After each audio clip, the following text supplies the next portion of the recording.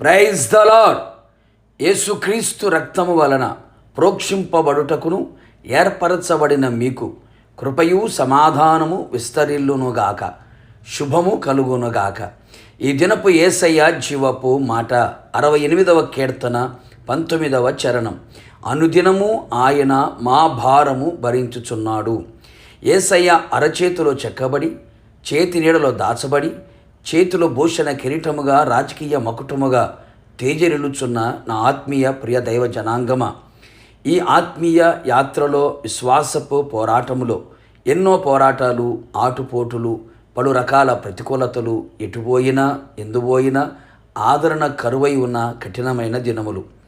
మరొక వైపు కుటుంబ పరిస్థితులు కృంగదీయచు ఉండగా, భారము భరించలేక నలిగిపోతూ కృంగిపోతూ, బలహీన పరిస్థితిలో ఏమీ చేయలేక, ఎటు వెళ్ళాలో దిక్కు తోచక, మరణకరమైన పరిస్థితులు దరిచేరుచుండగా, అపవాది ఆగడాలకు అంతు లేకుండా విరుచుకుపడుచు ఉండగా వెక్కి వెక్కి ఏడుస్తూ నిలిచితివా? ఇదిగో నీకు ఒక తీయని కబురు. ప్రయాసపడి భారము మోయుచు ఉన్న సమస్త జనులారా, నా యొద్దకు రమ్ము అని యేసు నాథుడు కనికరముతో కరములు చాపి జాలిగా నీ వైపు చూస్తూ ప్రేమతో నిన్ను పిలుస్తూ ఉన్నాడు. ఆయన మన రక్షణ కర్త అయిన దేవుడే ఉన్నాడు. నీ భారము మోయువాడై ఉన్నాడు. అనుదినము నీ భారము భరించువాడై ఉన్నాడు. నీ భారమును తొలగించి తేలికగా చేసి నిన్ను నిలవబెట్టి నీకు నెమ్మదిని, సమాధానమును, మనశ్శాంతిని, విశ్రాంతిని అనుగ్రహించువాడై ఉన్నాడు.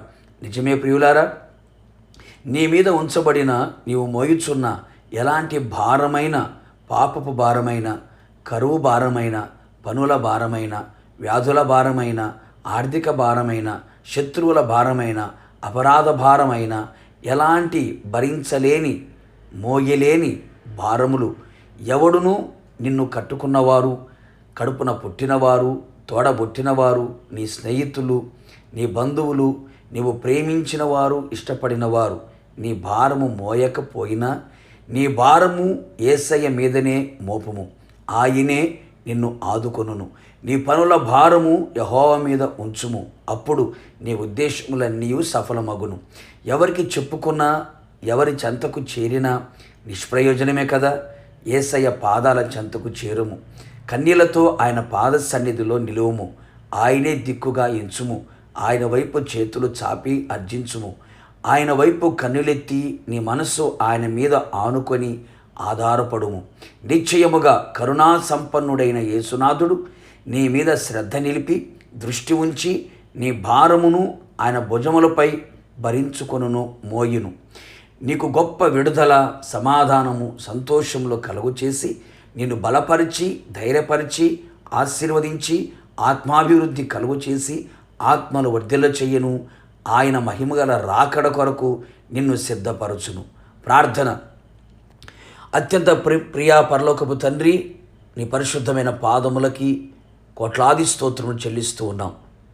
నమ్మదగిన దేవుడవు, మంచి దేవుడు ప్రభువా, అనుదినము మీరు మా భారములను భరించుచు ఉన్నారు.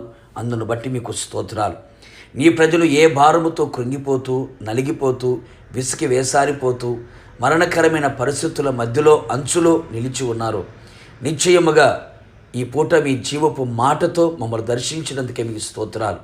నీ ప్రజలందరూ ప్రభువా, వారి భారం నుంచి విడుదల పొందిన వారై సంతోష సమాధానములతో, ఆశీర్వాద ఆనందములతో అడుగులు వేసుకుంటూ ఆత్మీయంగా బలపరచబడి మీ ఆగమమునకు సిద్ధపడినట్లుగా కృప నిండుగా దయచేసి వారిని ఆదుకొని వారి కార్యములన్నీ సఫలపరిచి నోటి నిండా నవ్వు కలుగు చేసి ఆత్మలో వర్ధిల్లడానికి సహాయం చేయమని మీకు అప్పగించుకుంటూ యేసు నామములో అడిగి పొందుకొని ఉన్నాము తండ్రి, ఆమెన్.